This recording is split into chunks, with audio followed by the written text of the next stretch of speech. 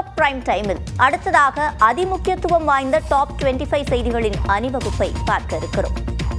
சென்னையில் அதிகாலையில் வெளுத்து வாங்கிய கனமழை, மத்திய அரசு கொண்டு வந்துள்ள தகுதி நீக்க மசோதா, கருப்பு சட்டம் என விமர்சித்த முதலமைச்சர் உள்ளிட்ட செய்திகளை டாப் 5 தமிழ்நாடு பகுதியில் பார்க்கலாம். சென்னையில் அதிகாலையில் கனமழை பெய்த போதும் பள்ளிகள் வழக்கம் போல் செயல்படும் என அறிவிக்கப்பட்டுள்ளது. கோயம்பேடு, முகப்பேர், எழும்பூர், வள்ளுவர் கோட்டம் உள்ளிட்ட பகுதிகளில் அதிகாலையில் பலத்த காற்று மற்றும் இடிமின்னலுடன் கனமழை பெய்தது. புறநகர் பகுதிகளான குரோம்பேட்டை, தாம்பரம், ஆவடி உள்ளிட்ட பகுதிகளில் மழை பதிவானது. இதனால் நுங்கம்பாக்கம் சுரங்கப்பாதையில் தண்ணீர் தேங்கிய நிலையில் சுமார் 1 மணி நேரத்திற்கு கார்கள் மற்றும் இருசக்கர வாகனங்கள் அனுமதிக்கப்படவில்லை. தியாகராய நகர் மற்றும் வடக்கு உஸ்மான் சாலை உள்ளிட்ட பகுதிகளில் மழைநீர் தேங்கியுள்ளது. சென்னையில் 9 இடங்களில் கனமழை பதிவான நிலையில் ஒக்கியம்துறை, பாக்கம், அடையாறு மற்றும் ராஜா அண்ணாமலைபுரத்தில் 10 சென்டிமீட்டர் மழை பதிவாகியுள்ளது. முதலமைச்சரின் காலை உணவு திட்டம் நகர்ப்புற பகுதிகளில் உள்ள அரசு உதவி பெறும் தொடக்கப் பள்ளிகளுக்கும் வரும் 26ஆம் தேதி விரிவாக்கம் செய்யப்பட்டிருப்பதாக அறிவிக்கப்பட்டுள்ளது. இதுகுறித்து தமிழ்நாடு அரசு வெளியிட்டுள்ள செய்திக்குறிப்பில், கடந்த 2022ஆம் ஆண்டு செப்டம்பர் 15ஆம் தேதி முதலமைச்சரின் காலை உணவு திட்டம் தொடங்கப்பட்டதாக தெரிவிக்கப்பட்டுள்ளது. முதற்கட்டமாக சில மாநகராட்சி, நகராட்சி, தொலைதூர கிராமங்களில் உள்ள பள்ளிகளில் இந்த திட்டம் தொடங்கப்பட்டது. தொடர்ந்து 2023ஆம் ஆண்டு ஆகஸ்ட் மாதத்திலும் 2024ஆம் ஆண்டு ஜூலை மாதம் 15ஆம் தேதியும் இந்த திட்டம் விரிவாக்கம் செய்யப்பட்டது. அதன்படி அரசு தொடக்கப் பள்ளிகளிலும் கிராமப்புற அரசு உதவி பெறும் பள்ளிகளிலும் இந்த திட்டம் தொடங்கப்பட்டது. இந்நிலையில் வரும் 26ஆம் தேதி சென்னை மயிலாப்பூரில் உள்ள புனித சூசையப்பர் தொடக்கப் பள்ளியில் இந்த திட்டத்தை முதலமைச்சர் மு.க. ஸ்டாலின் விரிவாக்கம் செய்து வைக்க இருப்பதாக அறிவிக்கப்பட்டுள்ளது. இதன் மூலம் நகர்ப்புற பகுதிகளில் அமைந்துள்ள 2430 அரசு உதவி பெறும் பள்ளிகளில் 1ஆம் வகுப்பு முதல் 5ஆம் வகுப்பு வரை பயிலும் 3 லட்சத்திற்கும் அதிகமான மாணவ மாணவிகள் பயனடைவார்கள் என்று தெரிவிக்கப்பட்டுள்ளது. இந்த திட்டத்தின் மூலம் பள்ளிக்கு வருகை தரும் மாணவ மாணவிகளின் எண்ணிக்கை அதிகரித்துள்ளதோடு குழந்தைகளின் கற்றல் திறனும் மேம்பட்டிருப்பதாக தமிழ்நாடு அரசின் செய்திக்குறிப்பில் குறிப்பிடப்பட்டுள்ளது.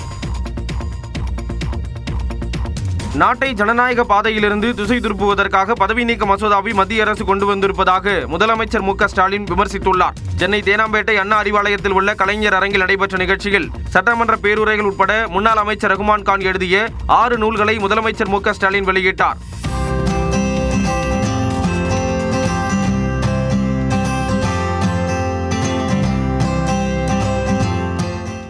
நிகழ்ச்சியில் பேசிய அவர், நாடாளுமன்றத்தில் மத்திய அரசு கொண்டு வந்த பதவி நீக்க மசோதா கருப்பு சட்டம் என்று சாடினார். இதுக்கு முன்னாடி குடியுரிமை திருத்த சட்டம், வக்கு திருத்த சட்டம் என சிறுபான்மை மக்களுக்கு எதிரான பல்வேறு சட்டங்கள் எல்லாம் கொண்டு வந்தாங்க. அப்போதெல்லாம் அந்த சட்டங்களை திராவிட முன்னேற்ற கழகத்தின் சார்பில் எப்படி கடுமையாக எதிர்த்தோமோ அதே மாதிரி இந்த கருப்பு சட்டத்தையும் எதிர்ப்போம். அதிமுக எப்போதும் இரட்டை நிலைப்பாடு எடுக்கக்கூடிய கட்சி என்றும் முதலமைச்சர் மு.க. ஸ்டாலின் விமர்சித்தார். பாஜக பூத் கமிட்டி முகவர்கள் மாநாட்டில் பங்கேற்பதற்காக உள்துறை அமைச்சர் அமித்ஷா இன்று நெல்லை வருகிறார். கேரளாவில் இருந்து தூத்துக்குடிக்கு விமானத்தில் வரும் அமித்ஷா அங்கிருந்து ஹெலிகாப்டர் மூலம் பாளையங்கோட்டை ஆயுதப்படை மைதானத்திற்கு வருகிறார். திருநெல்வேலியில் உள்ள தமிழ்நாடு பாஜக தலைவர் நயினார் நாகேந்திரன் வீட்டில் அமித்ஷாவுக்கு தேநீர் விருந்து அளிக்கப்படுகிறது.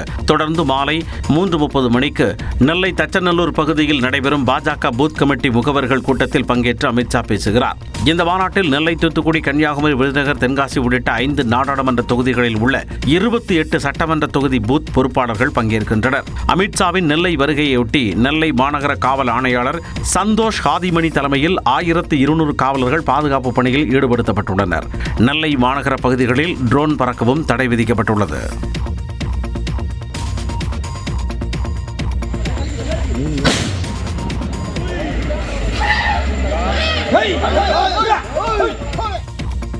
உடல்நலம் பாதிக்கப்பட்டு மயங்கிய தாய் யானைக்கு சிகிச்சை அளிக்கும் முன் அங்கிருந்து அப்புறப்படுத்த முயன்றதால் குட்டி யானை நடத்திய பாச போராட்டமே இந்த காட்சிகள். கொடைக்கானல் அருகே பள்ளங்கி கொம்பை பகுதியில் தனியார் தோட்டத்தில் உடல்நலம் பாதிக்கப்பட்ட பெண் யானை மயங்கி கீழே விழுந்த நிலையில் அருகே குட்டி யானை நடமாடி வந்தது குறித்து தகவலறிந்து வனத்துறையினர் விரைந்தனர். ஆனால் குட்டி யானை தாயிடம் யாரையும் நெருங்க விடாமல் பிளறியபடி இருந்தது.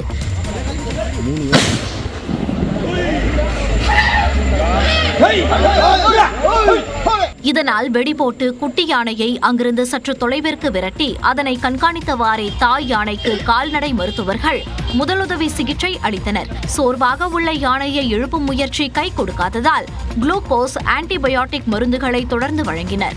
இரவு முழுவதும் யானையின் உடல்நிலையை கண்காணித்த நிலையில் யானை எழுந்து நின்றதும் கயிறு கட்டி வாகனத்தில் ஏற்றி கால்நடை மருத்துவமனைக்கு கொண்டு சென்று சிகிச்சை அளிக்க திட்டமிடப்பட்டுள்ளது. குட்டி யானை தொடர்ந்து அப்பகுதியிலேயே சுற்றி வருகிறது. தமிழ்நாட்டின் அரசியல் களத்தை பரபரப்பாக்கிய செய்திகளை டாப் 5 அரசியல் செய்திகள் பகுதியில் பார்க்கலாம். தாமரை இலையில் தண்ணீரே ஒட்டாத போது தமிழக மக்கள் எப்படி பாஜகவை ஏற்றுக்கொள்வார்கள் என்று விமர்சித்த விஜய், சொன்ன வாக்குறுதிகள் எதையும் திமுக அரசு நிறைவேற்றவில்லை என்று குற்றம் சாட்டினார். மதுரை பாரப்பத்தியில் நடந்த மாநாட்டில் உரையாற்றிய அவர், மத்திய பாஜக அரசு அரசியல் கட்சிகளை மிரட்டி அடிபணிய வைத்திருப்பதாக குற்றம் சாட்டினார். மக்கள் சக்தியே இல்லாத இந்த ஊழல் கட்சிகளை மிரட்டி அடிபணிய வச்சு 2029 வரைக்கும் சொகுசு பயணம் போயிடலாம்னு திட்டம் தீட்டி வச்சிருக்கிறீங்க. அதானே ஜி? என்ன ஜி? ஒண்ணு மட்டும் சொல்றேன், தெரிஞ்சுக்கங்க. என்னதான் நீங்க இந்த நேரடி மறைமுக கூட்டணி குட்டிகரணம் போட்டாலும் தாமரை இலையில தண்ணியே ஒட்டாது. தமிழக மக்கள் மட்டும் எப்படி ஒட்டுவாங்க? தமிழ்நாட்டில் திமுக அரசில் பாதுகாப்பு இல்லை என்று விமர்சித்த விஜய், 2026 திமுகவுக்கும் தாவேகவுக்கும் இடையேதான் போட்டி என்று கூறினார். பெண்களுக்கு 1000 ரூபாய் கொடுத்துட்டீங்கன்னா போதுமாங்கள்? அப்படியே அதை மூடி மறைச்சிடலான்னு பாக்குறீங்களா? படிக்கிற இடத்துல, வேலைக்கு போற இடத்துல, வெளியில போற இடத்துலன்னு அவங்களுக்கு பாதுகாப்பே இல்லைன்னு ஒட்டுமொத்த பெண்களும் கதறாங்க. தான் மார்க்கெட் போனதும் அடைக்கலம் தேடி அரசியலுக்கு வரவில்லை என்ற விஜய் விரைவில் மக்களை சந்திக்க உள்ளதாகவும் கூறினார். எம்ஜிஆர் ஆரம்பித்த கட்சிக்கு யார் தலைவர் என்று தெரியாமல் அக்கட்சி தொண்டர்கள் வேதனையில் தவிப்பதாக விஜய் விமர்சித்துள்ளார். தாவேக மாநாட்டில் உரையாற்றிய அவர், எந்த வடிவத்திலும் தமிழ்நாட்டுக்குள் பாஜக நுழைய முடியாது என்று கூறினார். எம்ஜிஆர் அவர்கள் ஆரம்பிச்ச அந்த கட்சியை கட்டி காக்கிறது யாரு? இன்னைக்கு அந்த கட்சி எப்படி இருக்குது? அதை நான் சொல்லிதான் உங்களுக்கு தெரியணுமா? அப்பாவி தொண்டர்கள் அதை வெளியில சொல்ல முடியாம வேதனையில தவிக்கிறாங்க. 2026 சட்டமன்ற தேர்தலில் யாருக்கு ஓட்டு போடணும், எப்படிப்பட்ட ஆட்சி இங்க அமையணும்னு அந்த அப்பழுக்கற்ற அந்த தொண்டர்களுக்கும் ரொம்ப நல்லாவே தெரியும். தொடர்ந்து பேசிய அவர், தாவேக வேட்பாளர் பட்டியலை அறிவிப்பதாக சஸ்பென்ஸ் வைத்தார். இப்போ உங்களுக்கு சின்னதா ஒரு சர்ப்ரைஸ். நம்ம கட்சியினுடைய வேட்பாளர் பட்டியலை இப்ப நான் அறிவிக்க போறேன். 234 தொகுதியிலையும் இந்த விஜய் தான், அதாவது உங்க விஜய் தான் உங்க சின்னம். இன்னும் சிம்பிளா சொல்லணும்னா, உங்க வீட்டில் இருக்கிற ஒருத்தர் தான் வேட்பாளரா நிக்க போறாங்க. அந்த வேட்பாளரும் நானும் வேறு இல்லை. தமிழக மீனவர் பிரச்சினைக்கு தீர்வு, நீட் விலக்கு உள்ளிட்டவற்றை செயல்படுத்த மத்திய பாஜக அரசுக்கு வலியுறுத்திய விஜய், கீழடி அகழாய்வு முடிவுகளை மறைத்து மக்களை ஏமாற்ற முடியாது என்று கூறினார். எம்ஜிஆர் ஆரம்பித்த கட்சியின் தலைவர் தற்போது யார் என்று விஜய் விமர்சித்திருந்த நிலையில் எடப்பாடி பழனிசாமி அதற்கு பதிலளித்துள்ளார். காஞ்சிபுரத்தில் பரப்புரை மேற்கொண்ட அதிமுக பொதுச் செயலாளர் எடப்பாடி பழனிசாமி, கட்சி ஆரம்பித்த உடனேயே சிலர் இமாலய சாதனை செய்தது போன்று பேசுவதாக விஜயை விமர்சித்தார். அனைத்து இந்திய அண்ணா திராவிட முன்னேற்ற கழகம் இப்பொழுது யார் கையில் இருக்கிறது என்று கேட்கின்றார்கள். பாவம், அறியாமையின் காரணமாக பேசுவதாக நான் பார்க்கின்றேன். இது கூட தெரியாமல் ஒரு கட்சிக்கு தலைவராக இருக்கின்ற சொன்னால் அவரை நம்பி எப்படி? திரைப்படங்களில் நடித்து அதன் மூலம் வருமானத்தை சம்பாதித்து ஓய்வு பெறும் நிலையில் அரசியலுக்கு வரவில்லை என்றும் விஜயை மறைமுகமாக விமர்சித்து இபிஎஸ் பேசினார். என்னுடைய அரசியல் வாழ்க்கை 51 ஆண்டு காலம். 1974 என்னுடைய சிற்றூரிலே கிளைக்கழக செயலாளராக பொறுப்பேற்றேன். இது உழைப்பால் நான் உங்கள் முன் நிற்கின்றேன். சில பேர் உழைப்பையே கொடுக்காம பலனை எதிர்பார்க்கிறாங்க. ஆனால் அது நிலைக்காது. திமுகவுக்கும் தாவேகாவுக்கும் தான் போட்டி என விஜய் கூறிய நிலையில் திமுகவை வீழ்த்தும் சக்தி படைத்த ஒரே கட்சி அதிமுக தான் என்று இபிஎஸ் கூறினார். மதுரை மாநாட்டில் திமுக மற்றும் பாஜகவை விஜய் கடுமையாக விமர்சித்ததற்கு அரசியல் கட்சி தலைவர்கள் எதிர்வினையாற்றியுள்ளனர். அவருக்கு முதலமைச்சராக வேண்டும் என்ற ஆசை வந்துவிட்டது. அதற்காக ஒரு கட்சியை ஆரம்பித்து விட்டார். யாரை குறை சொல்வது? ஆட்சியில் இருப்பவர்களை குறை சொல்வது. மக்களுக்கு 1000 ரூபாய் கொடுப்பது மக்களை ஏமாற்றுவதல்ல. மக்களை பொறுத்தவரை எதிர்க்கட்சிகள் பயப்பட வேண்டும். ஏன்னால் எங்கள் எதிரிகள் சிதறி நிற்கிறார்கள். அதனால் விஜய் எங்களுக்கு எதிரான வாக்குகளைத்தான் அவர் கொஞ்சம் பங்கு எடுத்துக்கொள்ளப் போகிறார். கூட்டத்தை 20 லட்சம் பேர் சேர்றாங்க, 10 லட்சம் பேர் சேர்றாங்கன்னு அதை வச்சு நம்ம முடிவு பண்ண முடியாது. நம்முடைய கொள்கை, கோட்பாடு, சித்தாந்தம், தமிழ்நாட்டு மக்களுக்கு நம்ம என்ன திட்டம் வச்சிருக்கோம், அந்த திட்டத்தின் மீது மக்களுக்கு நம்பிக்கை வரணும். அந்த நம்பிக்கையின் அடிப்படையில் தான் வாக்களிப்பாங்க. ஆட்சி அமைப்பதற்கு வாய்ப்பு கொடுப்பாங்க. தாமரை இலையில தண்ணீர் ஒட்ட வேண்டியதில்லை, தாமரை தண்ணீர்ல மலரும், ஒட்ட வேண்டியதில்லை. அதனால ஒட்ட வேண்டியதுல ஓட்டு வரும். அதனால தமிழகத்தில் தாமரை தண்ணீரில் மலரும், ஒட்ட வேண்டியதில்லை. தவேக மாநாடு மற்றும் விஜயின் பேச்சு குறித்து அரசியல் கட்சி தலைவர்கள் கருத்து தெரிவித்துள்ளனர்.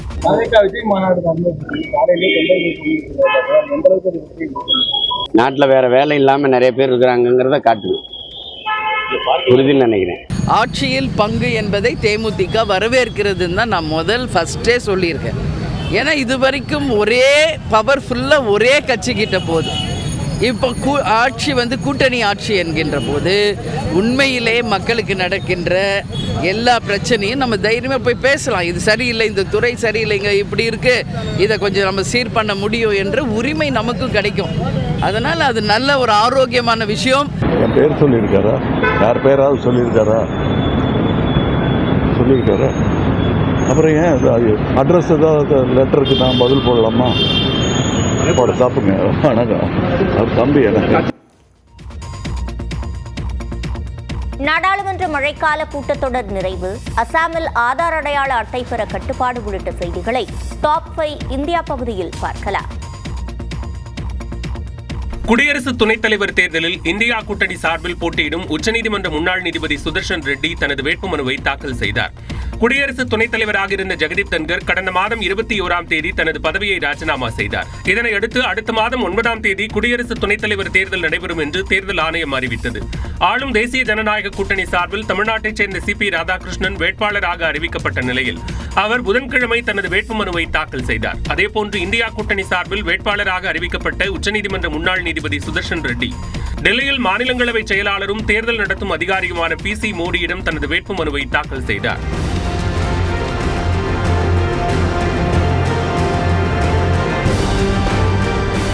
அப்போது காங்கிரஸ் தலைவர் மல்லிகார்ஜுன கார்கே, காங்கிரஸ் நாடாளுமன்ற குழு தலைவர் சோனியா காந்தி, மக்களவை எதிர்க்கட்சித் தலைவர் ராகுல் காந்தி, திமுக MP திருச்சி சிவா உள்ளிட்டோர் உடனிருந்தனர்.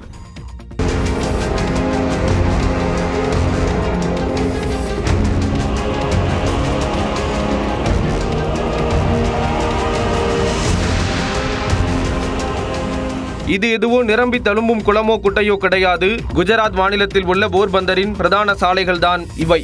குஜராத்தின் கடலோர மாவட்டங்களான போர்பந்தர், நவ்சாரி, வல்சாடு பகுதிகளில் கடந்த 2 நாட்களாக கனமழை பெய்து வருகிறது. இதனால் நீர்நிலைகள் நிரம்பி சாலைகளில் வெள்ளம் பெருக்கெடுத்து ஓடியது. குறிப்பாக சோம்நாத் தேசிய நெடுஞ்சாலையில் சாலையே தெரியாத அளவிற்கு தேங்கிய மழை நீரில் வாகனங்கள் ஊர்ந்தபடி சென்றன.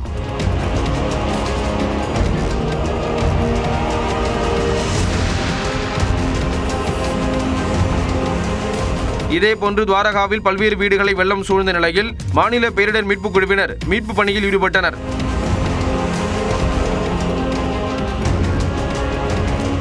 குஜராத்தில் மேலும் 2 நாட்களுக்கு மழை தொடரும் என வானிலை மையம் கணித்துள்ளதால் முன்னெச்சரிக்கை நடவடிக்கை தீவிரப்படுத்தப்பட்டுள்ளது. நாடாளுமன்ற மழைக்கால கூட்டத்தொடரில் எதிர்க்கட்சிகளின் அமளிக்கு நடுவே மக்களவையில் 12 மசோதாக்களும் மாநிலங்களவையில் 15 மசோதாக்களும் நிறைவேற்றப்பட்டுள்ளன. கடந்த மாதம் 21ஆம் தேதி கூட்டத்தொடர் தொடங்கிய நாள் முதல் ஆபரேஷன் சிந்தூர் விவகாரம், பீகாரில் சிறப்பு தீவிர வாக்காளர் பட்டியல் திருத்தம் உள்ளிட்டவை குறித்து விவாதிக்க வலியுறுத்தி எதிர்க்கட்சிகள் அமளியில் ஈடுபட்டதால் இரு அவைகளும் தொடர்ந்து ஒத்திவைக்கப்பட்டன. இதையடுத்து ஜூலை 28 மற்றும் 29 ஆகிய தேதிகளில் ஆபரேஷன் சிந்தூர் தொடர்பான சிறப்பு விவாதம் நடந்தது. இதற்கு பிரதமர் மோடி அவையில் பதிலளித்தார். எனினும் பீகார் வாக்காளர் பட்டியல் சிறப்பு தீவிர திருத்தம் பற்றி விவாதிக்க கோரி தொடர்ந்து அவை நடவடிக்கைகளில் எதிர்க்கட்சிகள் அமளியில் ஈடுபட்டு வந்தன. இதனால் தொடர் முடக்கத்திற்கு மத்தியில் இரு அவைகளிலும் மழைக்கால கூட்டத்தொடர் வியாழக்கிழமை நிறைவடைந்தது. எதிர்க்கட்சிகளின் அமளிக்கு மத்தியில் தீவிர குற்றச்சாட்டுகளுக்கு உள்ளாகும் பிரதமர், முதலமைச்சர்கள், அமைச்சர்கள் ஆகியோரை பதவி நீக்கும் மசோதா, ஆன்லைன் சூதாட்ட தடை மசோதா உட்பட 14 மசோதாக்கள் அறிமுகப்படுத்தப்பட்டு 12 மசோதாக்கள் மக்களவையில் நிறைவேற்றப்பட்டன. மாநிலங்களவையை பொறுத்தவரை முதல் நாளை தவிர்த்து மற்ற நாட்களில் தாக்கல் செய்யப்பட்ட அனைத்து மசோதாக்களும் சில விவாதங்களுக்கு பிறகும் எதிர்க்கட்சிகள் வெளிநடப்புக்கு பிறகும் நிறைவேற்றப்பட்டன. கூட்டத்தொடரின் தொடக்கத்தில் 120 மணி நேரம் விவாதம் நடத்த முடிவு செய்ததாகவும், ஆனால் தொடர் அமளியால் 37 மணி நேரமே விவாதம் நடந்ததாகவும் மக்களவை சபாநாயகர் ஓம் பிர்லா விளக்கமளித்தார். 18 வயதிற்கு மேற்பட்டோர் முதன்முறையாக ஆதார் அட்டை கோரி விண்ணப்பித்தால் வழங்கப் போவதில்லை என அசாம் மாநில அரசு முடிவு செய்துள்ளது. அண்டை நாடான வங்கதேசத்தில் இருந்து சட்டவிரோதமாக அசாமுக்குள் குடியேறுபவர்கள் ஆதார் அட்டையை பெற்றுவிடுகின்றனர். இதனால் அசாம் மாநில அரசு பல்வேறு சிக்கல்களை எதிர்கொண்டு வந்தது. இதையடுத்து நேஷனல் ரெஜிஸ்டர் ஆஃப் சிட்டிசன் எனப்படும் தேசிய மக்கள் பதிவேட்டில் பெயர் இருப்பவர்களுக்கு மட்டுமே ஆதார் வழங்கப்படும் என அறிவிக்கப்பட்டது. எனினும் சட்டவிரோத குடியேறிகள் ஆதார் பெறுவதை தடுக்க இயலவில்லை. குறிப்பாக பார்பேட்டா, துப்ரி, மரிகாவன், நாகோன் ஆகிய மாவட்டங்களில் மக்கள் தொகையை விட ஆதார் அட்டை வைத்திருப்போர் எண்ணிக்கை அதிகமாக இருந்தது. இந்த நிலையில் முதலமைச்சர் ஹிமந்தா பிஸ்வா சர்மா தலைமையில் நடைபெற்ற அமைச்சரவைக் கூட்டத்தில் அசாமில் 18 வயதிற்கு மேற்பட்டோர் முதன்முறையாக ஆதார் அட்டை கோரி விண்ணப்பித்தால் வழங்குவதில்லை என முடிவு செய்யப்பட்டது. அதே நேரத்தில் இது பட்டியல் மற்றும் பழங்குடி இனத்தவர்கள், தேயிலை தோட்ட தொழிலாளர்களுக்கு பொருந்தாது என தெரிவிக்கப்பட்டுள்ளது. ரஷ்ய அதிபர் புட்டினை சந்தித்த வெளியுறவுத்துறை அமைச்சர் ஜெய்சங்கர், புதிய விளையாட்டுக் கொள்கையால் ஆசிய கோப்பையில் இந்தியா பங்கேற்பதற்கு கிரீன் சிக்னல் உள்ளிட்டவற்றை டாப் 5 உலகம் பகுதியில் பார்க்கலாம்.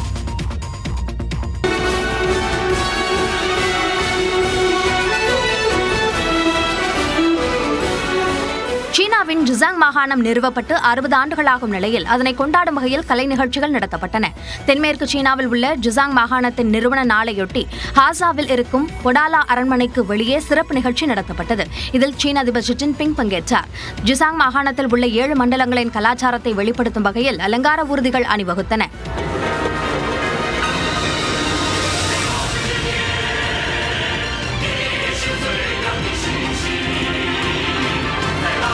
மேலும் பாரம்பரிய கலை நிகழ்ச்சிகளுக்கும் ஏற்பாடு செய்யப்பட்டிருந்தது.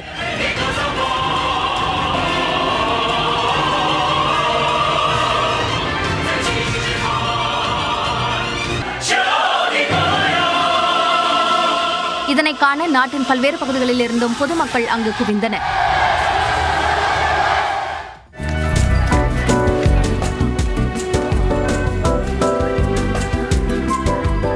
கிழக்கு சீனாவின் காங்சூ நகர தெருக்களில் உலா வந்த மனித வடிவ ரோபோ பொதுமக்களை வெகுவாக கவர்ந்தது. சீனாவில் தன்னிச்சையாக செயல்படக்கூடிய மனித வடிவ ரோபோ தயாரிக்கப்பட்டுள்ளது. இது பிறரின் உதவியின்றி தன்னிச்சையாக செயல்படும் வகையிலும் பிறருக்கு வழிகாட்டுதல்களை வழங்கும் வகையிலும் உருவாக்கப்பட்டுள்ளது. இது நூலகங்கள், வணிக வளாகங்கள் போன்ற இடங்களில் பொதுமக்களை வழிநடத்த உதவும் வகையில் உருவாக்கப்பட்டுள்ளதாக விஞ்ஞானிகள் கூறியுள்ளனர். இந்நிலையில் கிழக்கு சீனாவின் ஜெஜியாங் மாகாணத்தில் உள்ள காங்சூ நகர தெருக்களில் ஊழியர்களின் மேற்பார்வையின் கீழ் இந்த ரோபோ தெருக்களில் நடமாடி பொதுமக்களின் கவனத்தை ஈர்த்தது.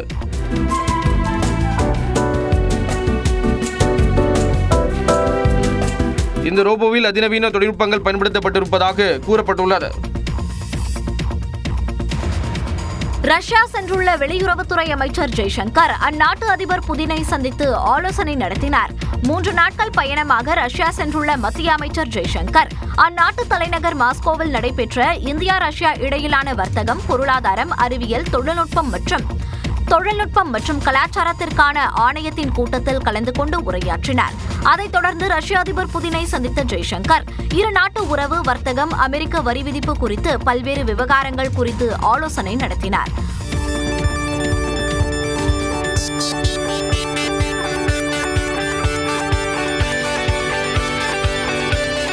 முன்னதாக ரஷ்ய வெளியுறவுத்துறை அமைச்சர் செர்ஜி லாவ்ராவை சந்தித்து பேசினார். அப்போது இருதரப்பு உறவு, வர்த்தகம், முதலீடு, எரிசக்தி, உரம், சுகாதாரம், பாதுகாப்பு உள்ளிட்ட விவகாரங்கள் குறித்து ஆலோசனை நடத்தப்பட்டது. உக்ரைன், ஈரான், ஆப்கானிஸ்தான் உள்ளிட்ட நாடுகள் குறித்தும் பேச்சுவார்த்தை நடத்தப்பட்டது. மேலும் உக்ரைனுக்கு எதிரான போரில் ரஷ்ய ராணுவத்திற்காக பணியமர்த்தப்பட்ட இந்தியர்களின் வழக்குகளை விரைவாக விசாரிக்க வேண்டும் என்று ஜெய்சங்கர் வலியுறுத்தியதாக தெரிகிறது. ரஷ்யாவிடமிருந்து கச்சா எண்ணெய் வாங்கக்கூடாது என்று அமெரிக்கா வலியுறுத்தி வரும் நிலையில் புதின் ஜெய்சங்கர் சந்திப்பு முக்கியத்துவம் வாய்ந்ததாக பார்க்கப்படுகிறது.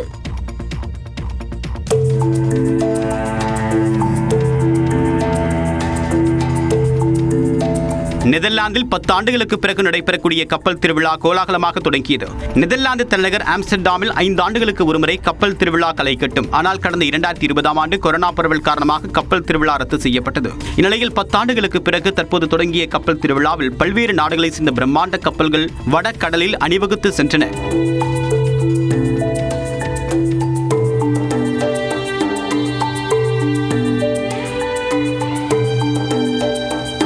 குறிப்பாக வடகடலின் அருகே உள்ள ஜெமோய்டன் நகரத்தில் இருந்து ஆம்ஸ்டர்டாம் வரை பிரம்மாண்ட கப்பல்கள் அணிவகுத்து சென்றன. இதனை சிறிய படகுகளில் இருந்து ஏராளமான சுற்றுலா பயணிகள் கண்டு களித்தனர். 5 நாட்கள் நடைபெறக்கூடிய இந்த திருவிழாவை காண்பதற்காக பல்வேறு நாடுகளில் இருந்தும் சுற்றுலா பயணிகள் குவிந்துள்ளனர்.